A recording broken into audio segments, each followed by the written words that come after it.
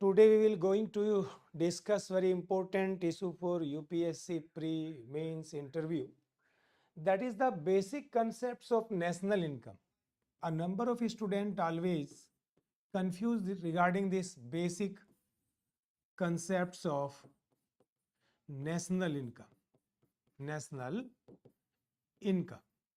As you know, student, in your pre-paper, a number of questions asking, and they always try to confuse you regarding GDP, GNP, factor cost, market price, NNP, GNP, per capita income, personal income, disposable income, multiplier, etc. All these kinds of concepts I will discuss today. Prior to discuss, you know about me. My name is Tejveer Singh, and I am a faculty of economy, teacher of economy, teaching UPSC aspirant last 25 years in different reputed institute as well as in my own institute, and presently my lecture will be available on you on our YouTube channel, the Economica IAS. The Economica IAS. Economica IAS. You can also join our online offline classes accordingly if you are interested. Here I am giving some core issues so that you can understand the quality of teaching content as well as how much extent you can gain the benefit depends on your learning capacity. Now I start the point. The first basic concepts of national income is very simple, that is known as gross domestic product. Gross domestic product. What is GDP at market price? At market price. First, you know what is the difference between domestic territory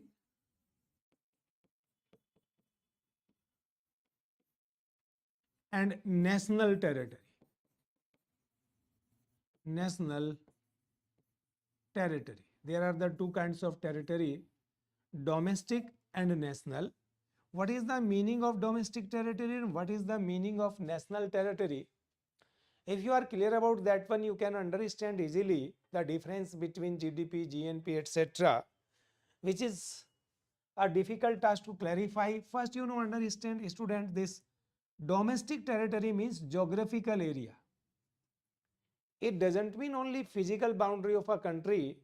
Our geographical area can be extended up to in other countries where our companies are operated producing the goods and services, where our airways, waterways, airways are visiting. That is also our domestic territory. Our embassy in other country, that is also our domestic territory. If you are clear about the concept of domestic territory, you should also consider about the national territory, means where we have the give and take relation. Political boundary concerned with national territory, and domestic territory means where our geographical territories are extended. It may be through different means, embassy, transportation mean, etc. That is our domestic territory.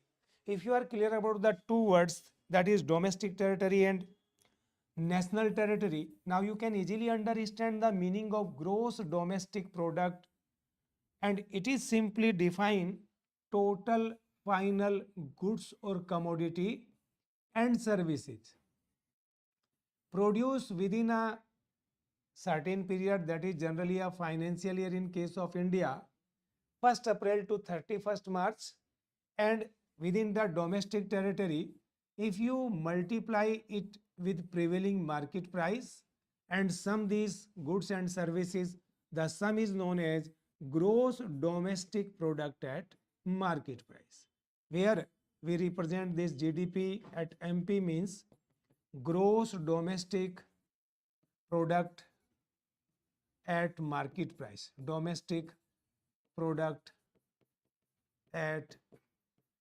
market price. Sigma means addition. C means commodity. S means services. FY means financial year. And DT means domestic territory. Domestic territory of a nation. MP means market price. Market price. I will also explain what is the difference between market price and factor cost so that you can also clear your confusion regarding GDP at market price and factor cost. First, you understand what is the meaning and definition of gross domestic product. Simply, we define the GDP net final goods or commodity and services produced within the domestic territory of a country during a financial year. The sum of that at measured at current market price is known as gross domestic product at market price. This is the first terminology. Second point which you have to understand, there are the 2 points. One is known as factor cost, other is known as market price. First you understand what is the meaning of cost of production. Cost of production means when you are running any industry producing some kinds of goods, you have to pay different kinds of cost like raw material charges, like wage, electricity bill, etc. etc. All are come in cost of production. When you suppose your cost of production of any commodity, if I take the example, say 5 lakh rupees, and apart from this cost of production, when the market price you will determine by first you calculate the cost of production CP, then you will include the indirect taxes on goods, that is excise duty, etc. will be included in the market price, and sometimes government providing the subsidy for selling the product so that the commodity can be purchased by the consumer easily, then you will subtract the subsidy. In this way, the market price include cost of production plus indirect taxes minus subsidy. If you think about the factor cost equal to what? Reduce from market price, that is indirect taxes plus subsidy, that will be equal to factor cost, or factor cost generally known as cost of production of the commodity or payment made by the producer to different factor of production, that is known as factor cost. Market price also include the cost of production plus indirect taxes minus subsidy, that is the equal to factor cost, or you can say factor cost equal to market price plus minus indirect taxes plus subsidy, or you can say this market price is equal to factor cost plus indirect taxes minus subsidy. This is the relationship between market price and factor cost. Now you can calculate the GDP at factor cost from the GDP at market price by deducting indirect taxes, by including subsidy, that is the value of GDP at factor cost. Or you can define the GDP at factor cost: payment made by the producer to the factor of production within the domestic territory during a financial year. Namely, as you know, there are the 5 factor of production, that is land, labor, capital, organization, and entrepreneur. You know, land earn the rent, labor earn the wage, capital earn the interest, organization earn the payment, entrepreneurs earn the profit. The sum of these five factors income is known as GDP at factor cost, or we can write here very simply. You can understand this one. GDP at factor cost is equal to rent plus wage plus interest plus payment plus profit. The sum of these is known as GDP at factor cost. Now you are clear about the concept of GDP at factor cost. No confusion. I further proceed the next terminology or next basic concept of national income, that is gross national product at market price. GNP at MP means gross national product at market price. National product at market price. What does it mean? GNP at MP means what? As you know, GDP is the market price, is the sum of total final goods and services produced within the domestic territory. Here we are using the word national, means total final goods and services produced during a financial year within the national territory of a country is known as gross national product at market price. Or you can simply define GNP, that is C plus S, commodity and services produced during a financial year within the national territory calculated at market price, sum equal to gross national product at market price. Or you can derive this gross national product at market price by including net income from abroad, that is net income from abroad, that is known as gross national product at market price. Or you can define it, net income from abroad is what? The difference between export and import. X represent export, M represent import.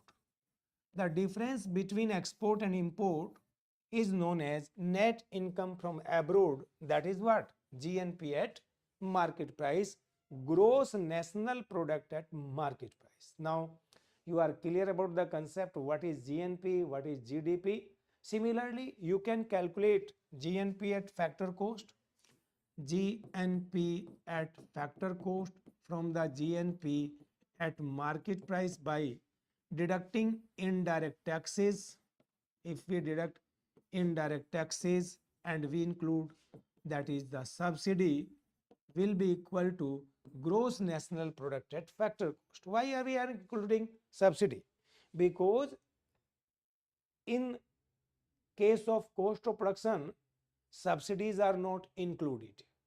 Actually, subsidy given by the government on behalf of increasing the market size of the particular product for the benefit of producers, etc. Now we are clear about the concept of GNP and GDP. Next concept, very simple, that is net national product at market price, or NNP at MP, or you can say NNP at MP is equal to what? GNP at MP. You know, there is the depreciation, wear and tear, value of machine during a operational year, that is generally a financial year.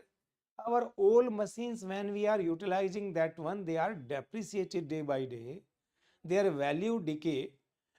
If we deduct this depreciation value from gross national product at market price, that is the depreciation, then you can easily derive the value of which one, G? That is net national product at market price. This is the depreciation.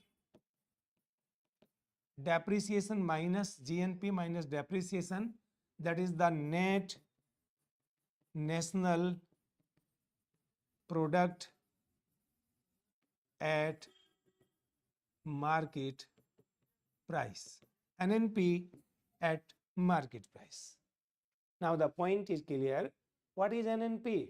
Net final goods and services, or you can also define NNP as in my definition, net final goods and services produced within the national territory during a financial year calculated at the prevailing market price is known as net national product at market price, where sigma is the addition, C is the net final commodities, S net final services, NT means national territory, FY means financial year, market price calculated the value of NNP at MP. Next issue, this NNP at FC, factor cost, that is known as net national product at factor cost, in actual this net national product at factor cost is also known as national income. As you can see that NNP at FC can be derived by NNP at FC can be derived from NNP at market price by deducting the indirect taxes, which is the part of market price, indirect taxes, and by including subsidies. This is known as net national product at factor cost, or you can derive this net national product at factor cost is the sum of which one? Different factors income within the national territory of a country. Factors income means that is rent earned by the land, interest earned by the capital, profit earned by the entrepreneur, that is payment earned by the organization, and last is that is wage earned by the labor. If you sum the factors income, that is also known as national income, or you can calculate this national income and you can define this national income how? That is the total final goods and services produced during a financial year within the financial year at factor cost rather than market price. We are calculating within the national territory and calculating at factor cost. Sigma is known as NNP at FC or national income. Now the point is clear. The basic concept of national income is what? Factors income earned during a financial year. Second, next point or next basic concept is private income. Prior to understand this private income, student, you have to understand the economy. Indian economy, if you are considering this economy, you can divide this economy in two parts, that is private sector, and you can divide this public sector. Public means government sector, and you can private sector. This private sector further you can classify in two parts, that is household and corporate sector. Household sector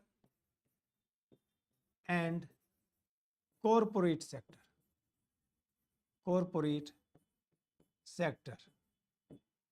In case of public sector, government.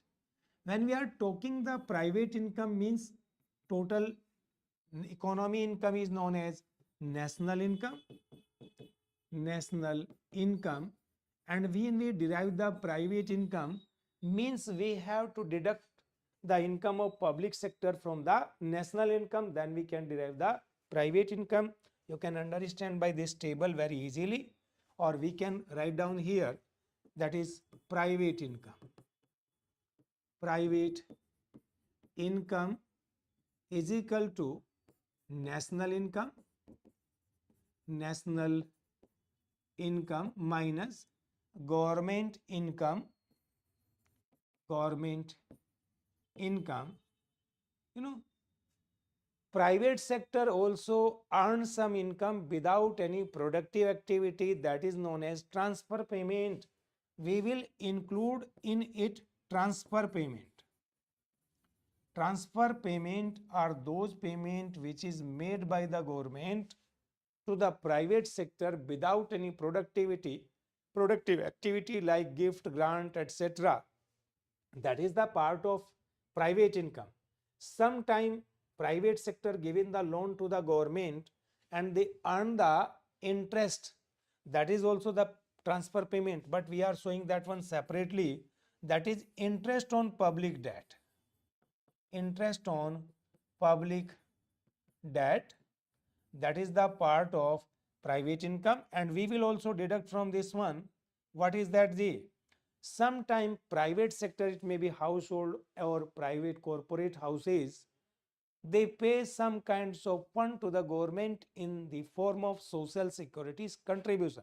As you know, student, when you will be selected as an IAS officer, IPS officer, from your per month salary you have to contribute in government under the essential general life insurance. What is that? That is a social security contribution for the unforeseen conditions, that is social security contribution by the private sector to the government, by the private sector to the government. Now you are clear about the concept of which one? About the concept of private income. Now you can define the what is the meaning of private income easily. Private income means income of the private sector from different productive and unproductive, that is the unproductive income, transfer payment and interest on public debt during a financial year, that is known as private income. I further again define private income means income of the private persons or private sector from different productive and unproductive activities during a financial year, that is known as private income. Now you can understand what is the how after private income you can also define personal income. Personal income. I will define this separately. Personal income means income of the persons, personal income, or you can say income of the household sector. As you know, President of India is the part of government, but he is taking salary.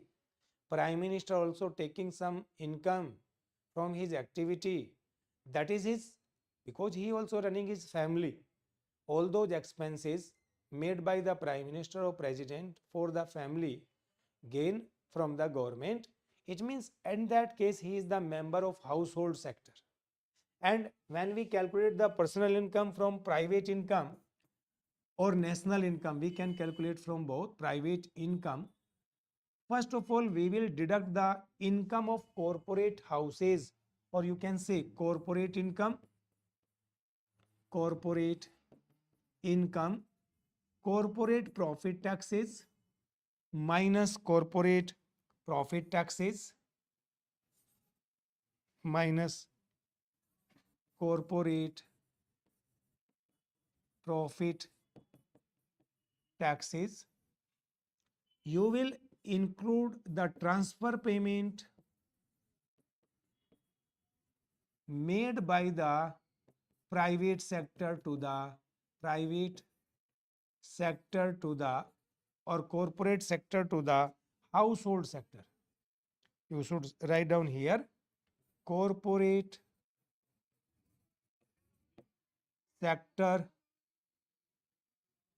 to the household sector. household sector. That is known as what? Personal income. Now you are clear about the personal income, how you can define income of the household sector from different productive, unproductive activity during a financial year is known as personal income. Is known as personal income. Next basic concept, that is disposable income. Disposable income. Generally, disposable income is very simple, which can be disposed by individual without any intervention, and you can derive it from the personal income. Personal income by deducting personal income tax. Personal income tax from the personal income, you can derive personal income tax. You can derive what? That is disposable income. Disposable, personal income minus personal income tax is known as disposable income. This disposable income either consume or save. It means consumption plus saving, sum of this is known as what? Disposable income. Is known as disposable income. Point is clear? This disposable income is nothing, only the sum of which one? Consumption or saving, or this saving generally deposited in banking institution, other areas, which is further invested. It means disposable income is also equal to consumption plus investment. Consumption plus investment. Now you are clear about the concept of disposable income. By this concept of disposable income, you will understand a very interesting topic which is very helpful for you to understand how the national income generate in an economy. Because in UPSC, as you are observing in previous years, there are the questions, why trickle down effect theory failed, how the national income generate in an economy, and that kinds, which section of the society save more, disguised unemployment, disguised saving, economic crisis. All these kinds of questions can be understood easily with the help of the concept of multiplier. Now I explain you a very interesting topic, very intellectual topic, that is known as multiplier. Multiplier. Student, as you know, you define this YD means disposable income equal to consumption plus investment, or you can say simple national income equal to consumption plus investment, theoretical ground. If there is the change in national income, then definitely it will change the consumption of the society. Suppose national income is increasing 1 rupees, consumption how much increase, that is technically in economics known as marginal propensity to consume. Marginal propensity to consume. Marginal propensity to consume, MPC, or we can say simply delta C upon delta Y is equal to MPC. In place of MPC, we can put the value small c.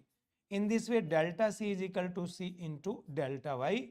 One point keep in mind, what is delta C? Now you think, if there is the change in national income, then it will definitely change the consumption and investment. If we put the value of delta C from this point, marginal propensity to consume, that is C into delta Y plus delta I, that is equal to delta Y, or delta Y minus what? C into delta Y is equal to delta I, or you can take the common delta Y 1 minus C delta I, or you can say delta Y upon delta I is equal to 1 upon 1 minus C, or 1 upon 1 minus MPC. In actual, this is known as multiplier K. What is K? K means it explains how much extent our national income will increase due to increasing investment. It depends on marginal propensity to consume. In case of India, if you try to calculate the value of MPC, student, you keep in mind all these points. I further explain what is the role of this multiplier, and I further relate it with some technical issues like American economy, subprime crisis, then global recession in some countries, why their consumption is higher than income, etc. There are some technical issues. First, you try to understand this K. In case of India, marginal propensity to consume suppose 0.6, and government of India decided to increase investment. For example, in 2023-24 budget, government allocated 10.5 lakh crore rupees for the capital expenditure or capital investment or infrastructure development expenditure of the government. How much? 10.5 lakh crore rupees. That is suppose delta I. Are you clear? This during this budget, government decided to invest in capital sector 10.5 lakh crore rupees. It means delta I was 10.5 lakh crore rupees. Marginal propensity to consume was 0.6. In this way, delta Y upon delta I is equal to K, or you know this K. What is that K? You can calculate this value. 1 upon 1 minus 0.6 is equal to 1 upon 0.4 is equal to 2.5. It means in case of India, the value of multiplier is 2.5. 2.5. If we are going to increase the investment, say 10.5 lakh crore rupees, 10.5 lakh crore rupees, then national income will generate 2.5 into 10.5 lakh. In this way, the total national income will generate by 20, how much? Into 10, 20, 50, 1, that is 25 lakh crore rupees. Lakh crore rupees due to this multiplier effect. Now you can understand what is the role of multiplier in our economy. In actual, this multiplier explain how much extent our national income will increase with increasing level of investment. You know, there is the concept of trickle down. Why trickle down effect theory failed to accelerate the development process, or you can say why it failed to eliminate the problem of poverty, unemployment in India. As you know, in beginning stage of development, the government of India development strategy completely based upon this trickle down. I will discuss this topic in any other lecture. Now I further explain some other basic concepts related to national income, that is like GDP deflator, GDP deflator, and per capita income, etc. Deflator. What is GDP deflator? You know, student, this GDP can be calculated at two prices, that is fixed price. Fixed price, it is also known as base year price. Base year price. In case of India, the base year is 2011 and 12 year. You can calculate the value of GDP at fixed price, or you can, generally we represent this fixed price P0, or you can calculate the value of GDP at current price. Current price, that is known as P1. If you are calculating the GDP at fixed price, that is known as real GDP. Real GDP. If you are calculating the GDP value at current prices, that is known as nominal GDP. Nominal GDP, or you can say it monetary GDP. Monetary GDP. What is the difference between nominal and monetary GDP? You have to understand this point. What is the difference between nominal GDP or monetary GDP and real GDP?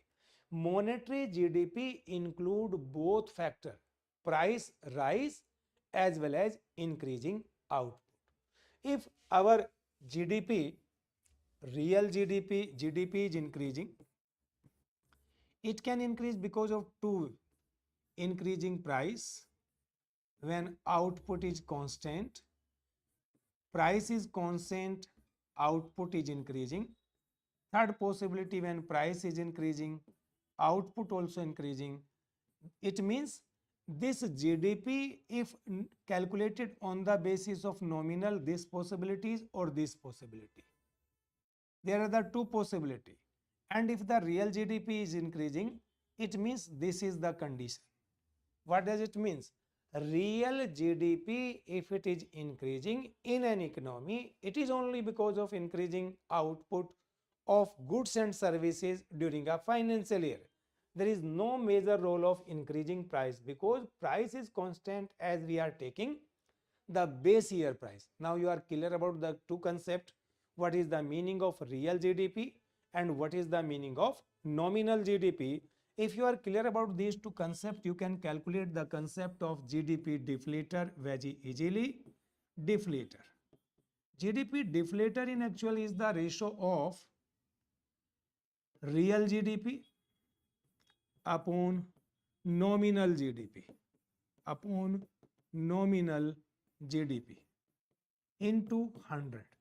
That is known as GDP deflator, and it is asking by UPSC in your preliminary. GDP deflator is the best measure of inflation or price rise in an economy, because GDP are including all kinds of goods and services. That is why it is better than consumer price index, wholesale price index.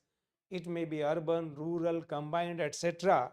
It means somewhere GDP deflator is the best measure of which one? That is inflation measurement in an economy. Next basic concept is per capita income. Per capita income. You can simply define this per capita income: national income upon population.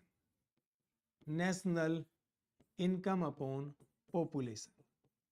Similarly, as you calculated population, the GDP national income also can be calculated at P0, means base year price, or P1 means current year price.